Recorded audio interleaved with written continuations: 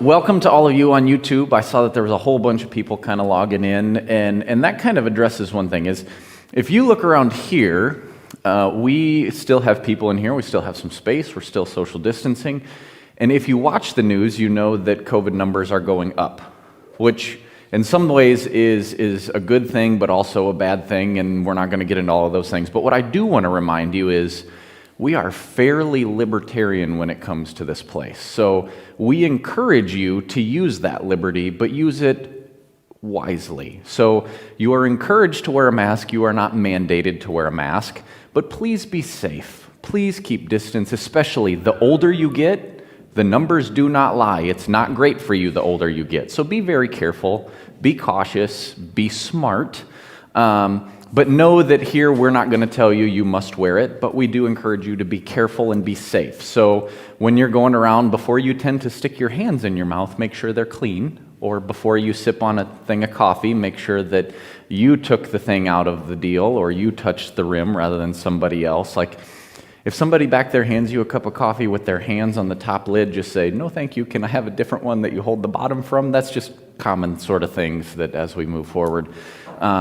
But just to say, just be careful as things are coming through. We want to be able to keep this one of the least restrictive places you come. Just from a theological perspective, God is not a God that puts a whole lot of rules under you. You are now in the freedom of Christ. And we talked a little bit about that in Romans 13, that don't use your freedom to cause others to stumble, but also be savvy. Which leads me to another thing. Is we hosted a amazing super spreader event here for those of you that are living in that world on Wednesday night. Trunk or treat was legitimately great. Like, kids were lined up around the block, down the street over here to come through.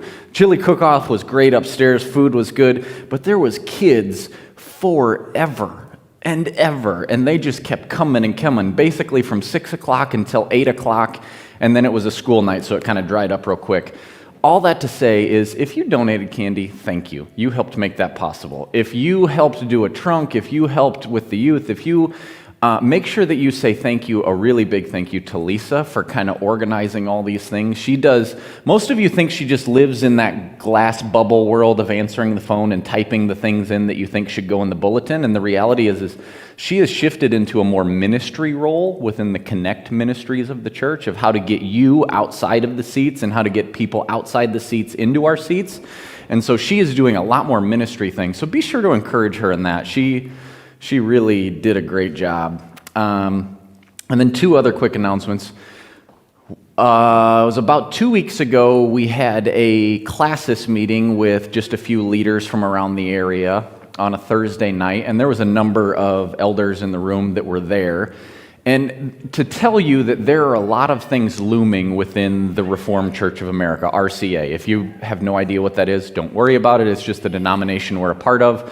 It happens to be the oldest Protestant denomination in the United States. The interesting part is we are like many denominations that are historically old. We tend to be theologically divided in certain areas, and so just know that there will be some changes looming, whether that means that we continue to be an RCA church or if we choose to become a different denomination or choose some of those things. Those things are coming. Don't be suddenly scared when those conversations really start coming to a point, because they're kind of percolating. It's kind of like you plugged in the 100-cup bubbler back in the fellowship hall, and you're just kind of waiting, and it's like we're getting the bloop, bloop. Pretty soon, the roll and boil's going to come, so don't be caught off guard with that. There will be some meetings. The official classis meeting is in November, and then there is another meeting towards the end of November that hopefully the leadership can give you a little more information in December. Second week of December, we will have our congregational meeting, I believe, so put that on your calendar. That's where we'll get some new leaders and talk about a few of the denominational things. If you have any other questions about that, don't ask me, because I don't know any more information other than what that is. Just know that more info is coming. If you do have questions, feel free to ask me. But we're going to jump in this morning. We are starting new sermon series Raise your hand if you know what the word colloquy means. Attaboy. Raise your hand if you have a smartphone. I need you to have a colloquy with your smartphone and ask Google what colloquy means. It's in a fancy way, it throughout theological traditions, it means like an intentional conversation that could be a bit divisive, but something that's heated but not necessarily so. I would assume that Webster and Oxford and all those dictionaries would say like formal conversation to some degree. And we're going to go through the book of Habakkuk, or in the Hebrew, Habakkuk.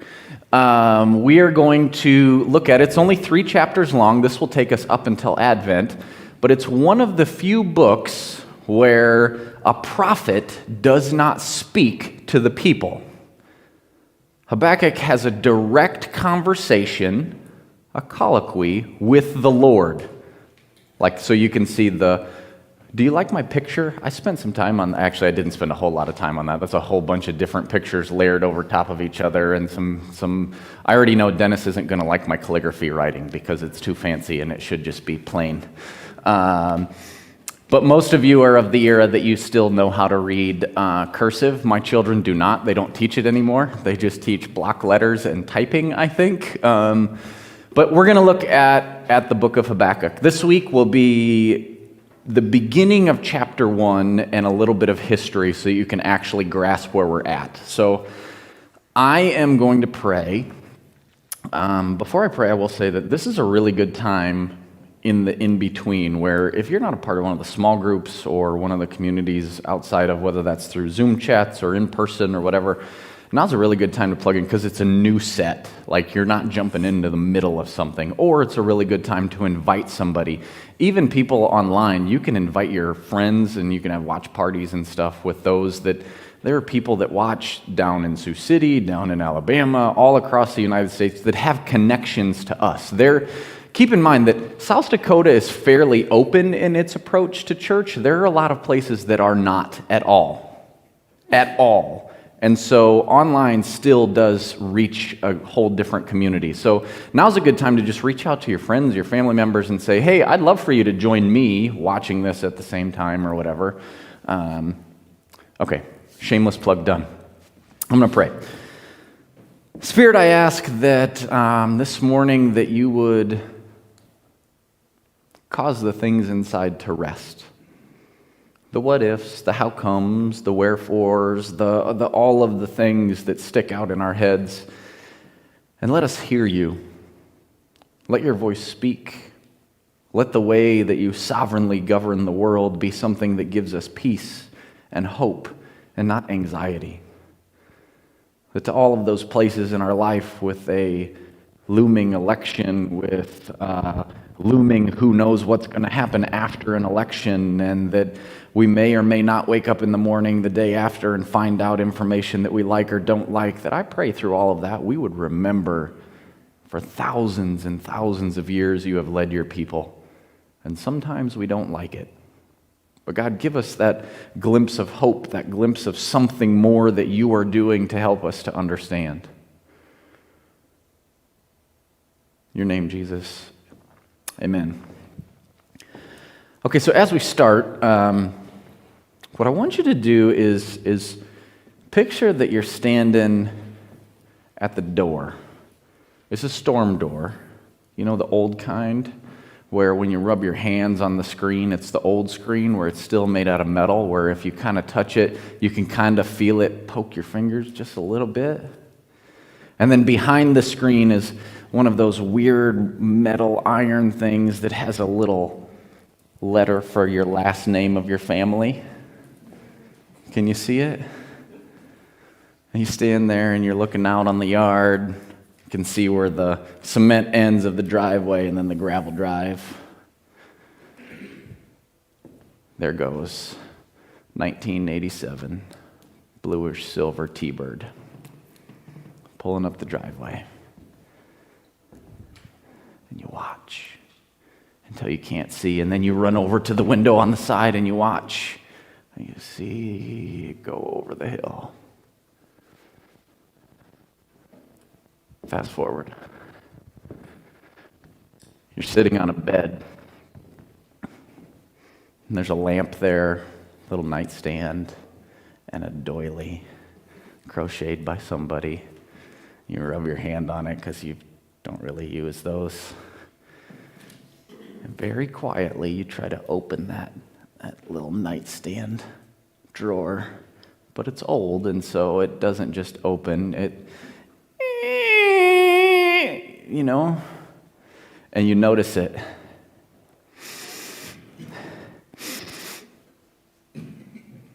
It's from like the 1900s, probably. It's a little bit of musty and a little bit of nursing home and a little bit, the smell comes from old furniture. And then you hear the door open. You close the door. You come out and sit at the table for lunch, and you look down and you find a cheese sandwich, dry wheat bread, full grain. The kind that has like the seeds in it, the big ones, and just one piece of cheese and a glass of water. And you look around and you see, and your cousins have Doritos and cookies. And all you see is the grains and the bread. Fast forward a little further. You can hear the creaks go as you go up the steps to go to bed. Brush your teeth, wash your face. You climb in and you lay down. And that's when it gets quiet. That's when the heaviness of the day at the funeral home starts to set in. That's where in the quiet you go, why, God? I just don't understand.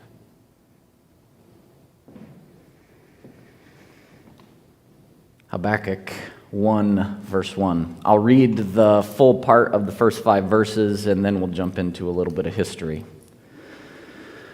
The prophecy that Habakkuk the prophet received. How long, Lord, must I call out for help, but you do not listen? Or cry out to you violence, but you do not save? Why do you make me look at injustice? Why do you tolerate wrongdoing? Destruction and violence are before me. There is strife and conflict abounds.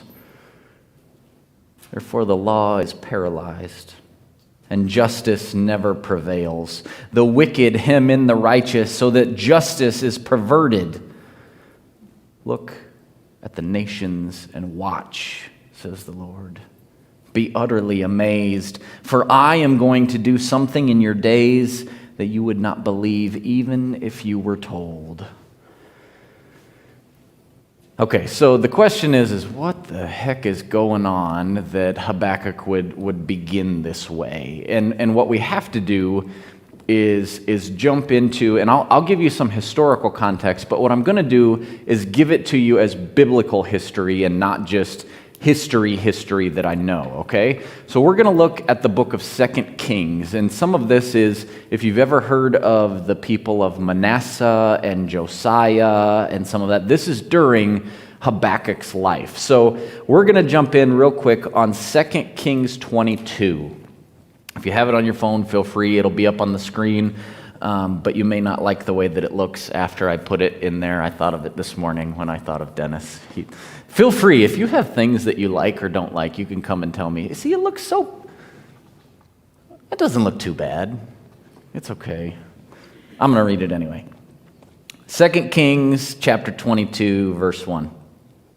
Now Josiah was 8 years old when he became king, and he reigned in Jerusalem 31 years. This is, for those of you historically minded, this is about 640 BC. 640 BC. The person who has reigned before him was the king Manasseh. And this is 2 different areas. The northern tribes of Israel have been taken away by the Assyrians. They're big and bad and super scary. The northern tribes of Israel are gone, and now all we have is those last 2 tribes that are down in the south. Manasseh was a king that reigned for about 50 years and was atrocious. We will read some of those things, but know that Manasseh and then Ahaz came after him for a few years, and it was bad, really bad. And suddenly Josiah comes on, and he's king at 8 years old. 8 years old. And he did what was right in the eyes of the Lord and followed completely the ways of his father David. Not his literal father, but in the line of David. This is still the succession of Davidic kings. Not turning aside to the right or to the left. But in the 18th year of his reign, King Josiah sent the secretary to the temple of the Lord. So the secretary goes to the temple, and he says, "Go up to Hilkiah, the high priest, and have him get ready the money that has been brought into the temple of the Lord, which the doorkeepers have collected for the people." This is tithes, offerings, and before him, Manasseh and many of the others imposed huge taxes to build all of these extravagant things. So lots of money is coming in. Verse 8, Hilkiah, the high priest, said to Shaphan, the secretary, "I have found the book of the law in the temple of the Lord." Now, this is about 622 BC. So there are a number of years where Josiah continued to live in the ways of the Lord, even though he didn't have the book of the law. 2 Kings chapter 23. Then the king called together the elders of Judah and Jerusalem, and he went up to the temple of the Lord and the people of Judah, the inhabitants of Jerusalem, the priests and the prophets, all of them, from the least to the greatest. And he read in their hearing all the words of the book of the covenant. How would you like that if I just started and said, "Everybody grab your family, we're going to start, we'll cover this much." And he just reads. The king reads to all of the people.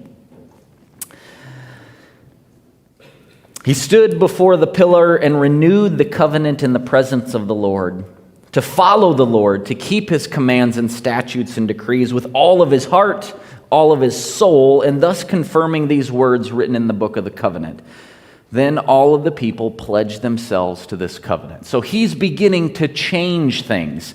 They've had years and years and years. So basically, since Solomon has died and the kingdom is split up, years and years of following Baal and Asheron and all of these different gods of the Canaanites. And now Josiah comes on the scene as a little boy, 8 years old, and begins to change things as he grows. 2 Kings 23, verse 4. This is 2 Kings 22, 23, 24 is kind of the area in which we're looking. The king ordered Hilkiah, the high priest, the priest next in rank, and the doorkeepers to remove from the temple of the Lord all the articles made for Baal and Asheron and all the starry hosts. Now here's what I'm going to do. I'm going to read this pretty quick, but it gives you an idea. The reason that I'm keeping this in here is so that you can actually hear what it was like in the land, what he was up against. So I say he comes on the scene and he changes things. Well, what is he changing? What is he fighting against? He takes all of the things for Baal and Asheron and the starry hosts, and he burned them outside of Jerusalem.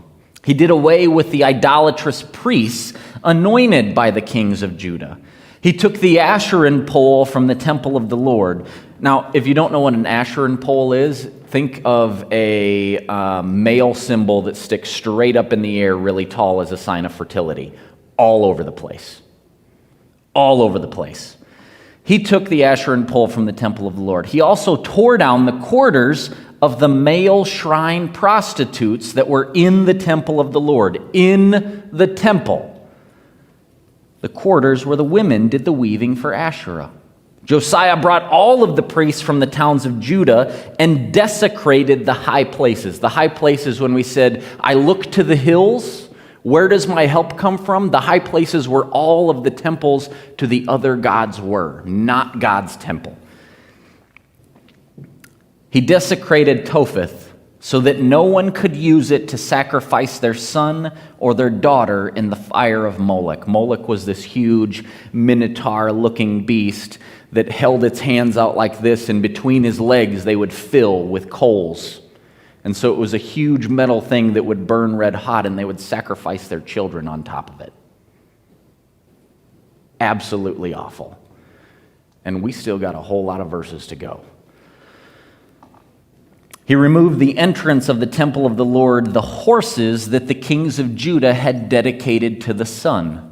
He pulled down the altars the kings of Judah had erected on the roof near the upper room of Ahaz, the altars of Manasseh that had built in the two courts of the temple of the Lord. Altars to themselves is what they're doing. The king also desecrated the high places that were east of the temple of the Lord. On Jerusalem, the southern hill of corruption, as it's called, the ones where Solomon, towards the end of his life, the king of Israel, had built Ashereth, the vile goddess, and the Sidonians, Shemosh of the vile gods of Moab, and for Molech, the detestable gods of the people of Ammon. Josiah smashed the sacred stones, cut down the Asheran poles, covered the sites with human bones, as in all of the people that were a part of that cult did not live anymore. Even the altars at Bethel, the high places made by Jeroboam, son of Nebat, who had also caused Israel to sin. Now pause here. He is the king of Judah, and he is now moving north. He's going into Israel. This is not historically his territory anymore. He is now moving north and reclaiming the land for God and the people of Israel. No longer Judah in the south and Israel in the north. He is moving into the 10 tribes that have been taken away by the Assyrians. He's now moving into that area and saying, I'm reclaiming this. He burned the high places and ground it to powder. He burned the Asheran poles also, just as he had done in Bethel. Josiah removed all of the shrines and the high places that the kings of Israel had built in the towns of Samaria. Josiah slaughtered all of the priests in those high places on the altars and burned human bones on them. And he went back to Jerusalem. Furthermore, Josiah got rid of the mediums, the spiritists, the household gods, the idols, and all of the other detestable things seen in Judah and Jerusalem. This he did to fulfill the requirements of the law in the book that Hilkiah the priest had discovered in the temple of the Lord. Neither before nor after Josiah was there a king like him, who turned to the Lord as he did, with all of his heart, all of his soul, and all of his strength, in accordance with the law of Moses. What you should hear there is Deuteronomy, you shall love the Lord your God with all your heart, soul, and strength. They're reiterating he did that. So imagine an area of all of these things, hundreds of years of not following the Lord, continuing to move past whatever is the worst thing that a country could do and continuing to move that further. And Josiah goes, no, that's it. But the problem happens is when he goes a little further. The thing to keep in mind here that most of you don't know is this is also during the time that Jeremiah the prophet is alive. Jeremiah is prophesying to the people that they need to return to the Lord. One thing that just because I went out and Josiah took down all of the altars, all of the Baal altars and the shrines and all that, doesn't mean that people have changed. For example, if you took away my Gramps' Alice Chalmers tractor and gave him a green one, that wouldn't mean that he changed on the inside from being a person that liked Alice Chalmers. Or for you, if you're a Ford driver and you suddenly couldn't have that, doesn't mean inside, like you won't catch me driving a Honda motorcycle. I mean, maybe if there was nothing else. There are just some things that deep down inside, people had learned, you go to the temple, you do this. These horrible things. You go and you take your firstborn son and you put him on that altar because then you will have prosperity in the land. You go to this shrine and you do these things here and then it'll go well for your family. And Josiah comes through and wipes it all out. And what you should hear is Jeremiah's voice say, their voices cry out to me, but their hearts are far from me. They say the right things, but they really don't believe it. They really don't live it. And so Josiah is fighting this battle. 2 Kings 23, verse 29. Now while Josiah was king, Pharaoh Necho, the king of Egypt, went up the Euphrates River to help the king of Assyria. King Josiah marched out to meet him in battle, but Necho faced him and killed him at the plains of Megiddo. Josiah's servant brought his body in a chariot from Megiddo to Jerusalem and buried him in his own tomb. And the people of the land looked to Jehoaz, son of Josiah, and anointed him and made him king in the place of his father. This is about 609 BC. 609, the struggle is now Josiah trying to do the will of the Lord, trying to be good. The Assyrians are the most atrocious people that have ever lived. Someday we'll maybe do a Jonah series and you can hear what the Assyrians were like. But they're literally huge stone monuments within the British Museum depicting the horrible things that they did to scare their enemies. The Assyrians were atrocious, and they were up to the north. We'll look at a map in a little bit. And now Pharaoh Necho was down in the south, and the Babylonians were sneaking in from the side to go after the Assyrians. And the Assyrians, basically the town of Nineveh, the city of Nineveh, has fallen.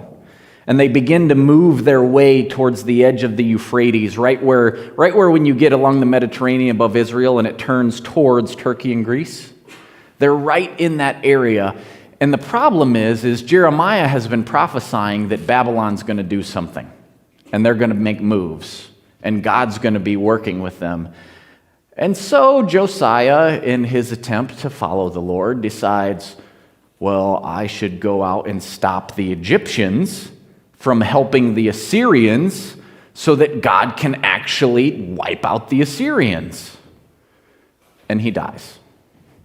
So maybe it was a good idea, maybe it was a bad idea. The greatest king that Israel has known since David is killed in battle trying to fight for the Lord. When the Lord did not say, we don't have any record that says you should go and fight the Pharaoh coming up from the south. But at the same time, if the Mexicans decided that they wanted to take over Canada and decided to come through Texas and South Dakota and North Dakota to get their way there, we might say, hey, wait a minute, you can't just come through our land. So Josiah goes out and he dies.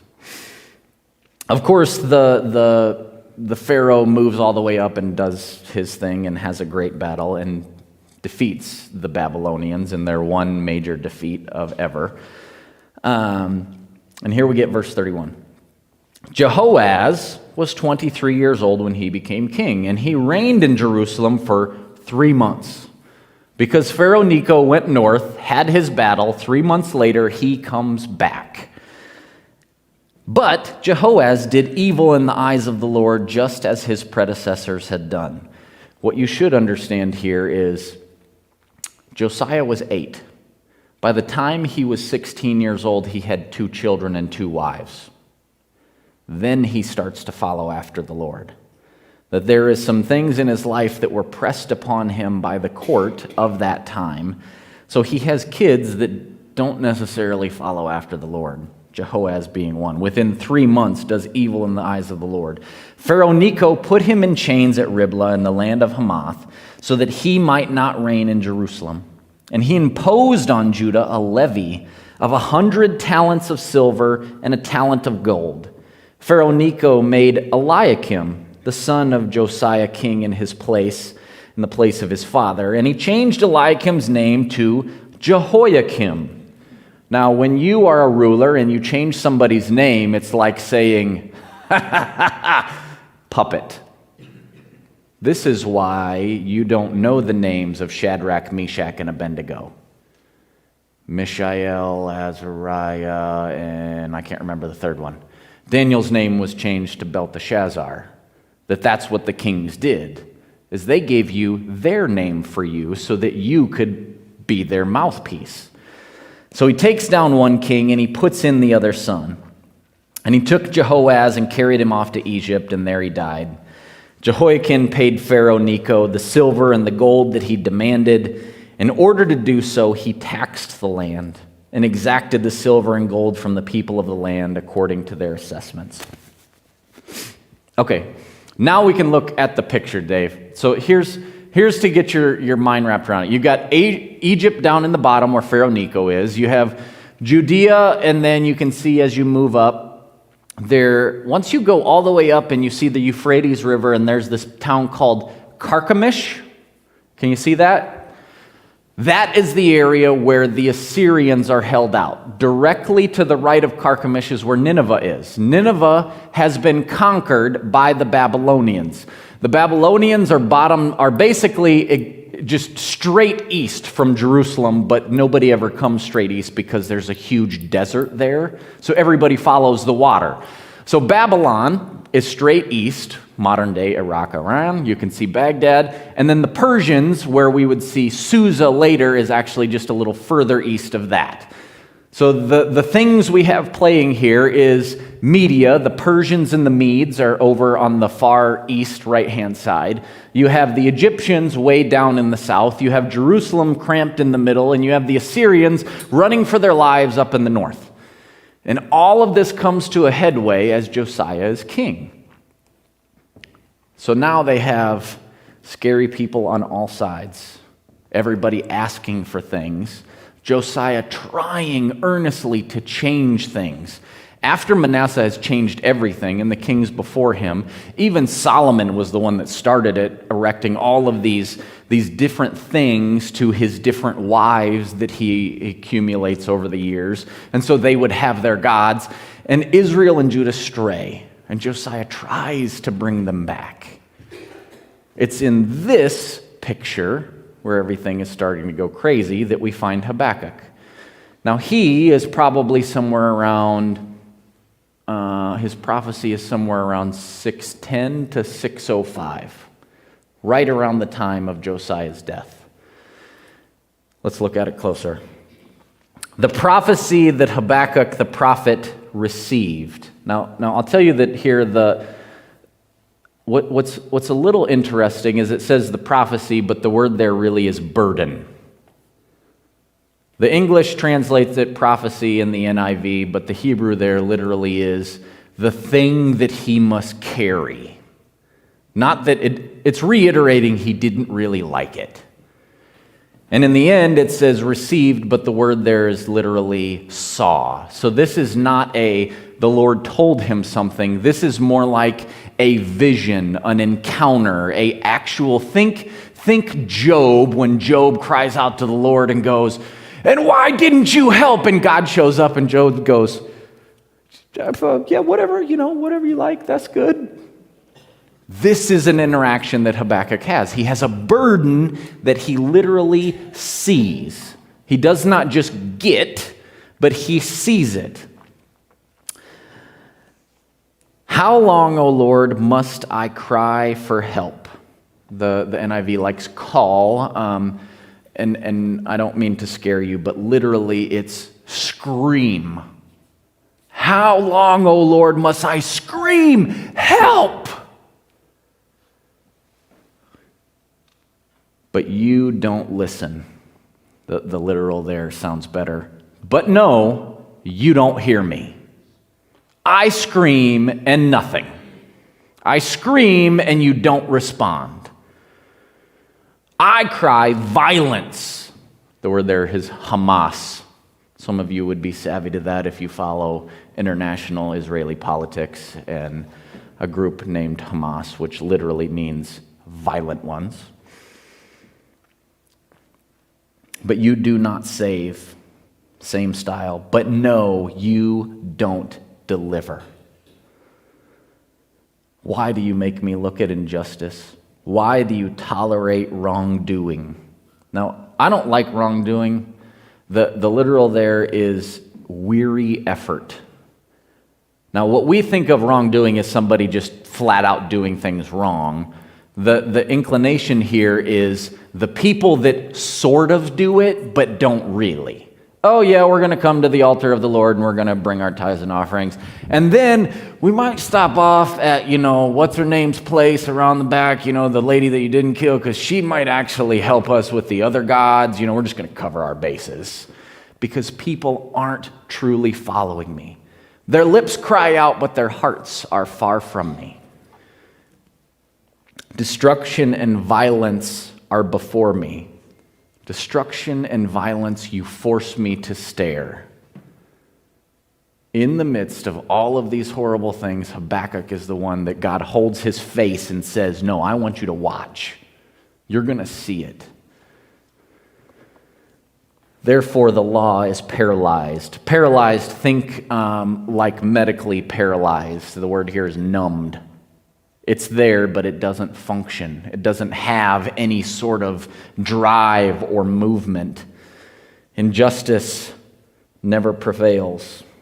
The wicked hem in. The wicked surround us so that justice is perverted. Now, here's the thing here. You should ask yourself the question, what people is he talking about? Because he is a prophet speaking to the Lord. He's having basically an argument where he yells at the Lord, I said help and you do nothing. You make me stare at all of these people that do all of these things. They don't ever follow your rules or your laws. And what do you want me to do? He's not yelling at the Babylonians or the Assyrians or the people down in Egypt. These are Israelites that are still not getting it even after Josiah begins to change things. Because deep down inside, they've been following after all these other gods for so long that it's hard. Change doesn't just come instantly.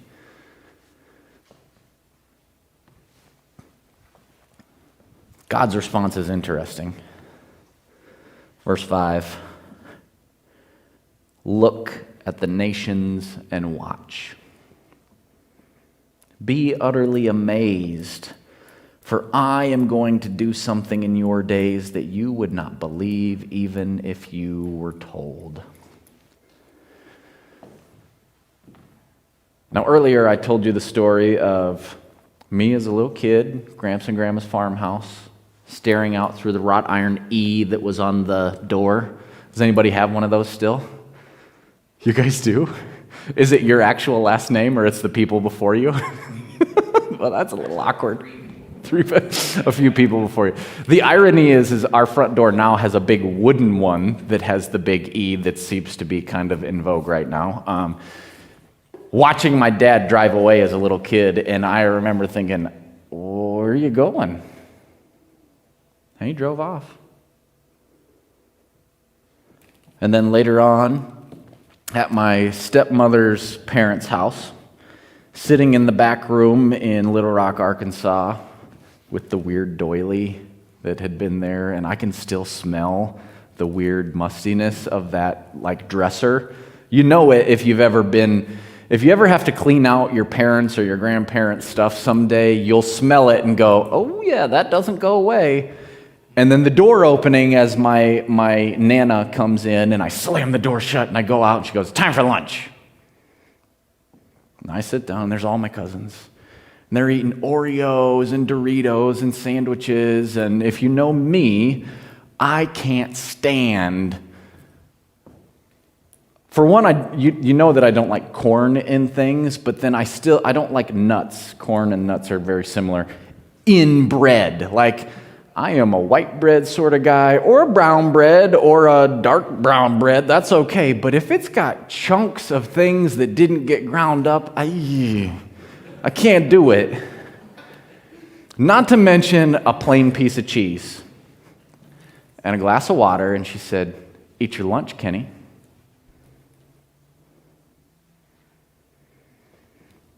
And I still remember the day that we finished all the funeral stuff for my dad, and I sat down on that creaky old bed at Gramps and Grandma's house and stared up and just thought, why the heck is this happening? What did I do to deserve all this crap? All of these things. A dad that just leaves because a mom that had just left, staying with Gramps and Grandma, go to a new family, and you go to your in-laws' family, and you get there, and suddenly you're the bad kid that doesn't get any of the good stuff and has to sit in that room. I sat in that room the whole time. The whole time we were there. until my grandma came down and grabbed me and took me back up to the farm. And you go, why does this stuff in my life just come this way?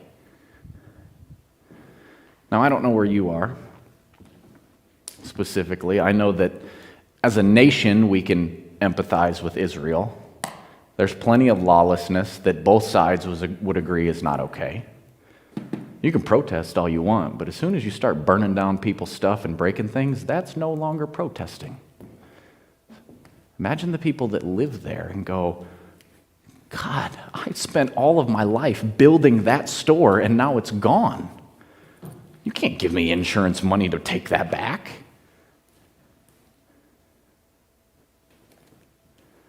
So as a nation, we can empathize with where that's at to some degree. And individually, I think each of us have those moments in our lives where if we're real honest, we go, God, what are you doing here?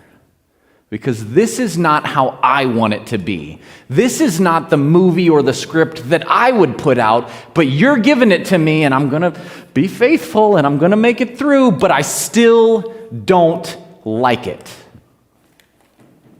That is the setting for Habakkuk. And we're left with God's response. Look and watch and be utterly amazed. Now we'll have to get a little further to decide if we like what God says as his amazement. I'll give you a second to catch that. Would you pray with me, and the praise team can come up. I even gave you 2 minutes to sing your song. God, I pray that as we turn to you over the next week, that you would give us some peace and some security, that as we turn in this season to look through Habakkuk's life and the struggle that he has with you, I pray that you would begin to show us our own lives within this story. That while you worked a few thousand years ago with your prophet, that his words can still speak to us today. So Lord, in the midst of so many voices, so many commentators, would you speak?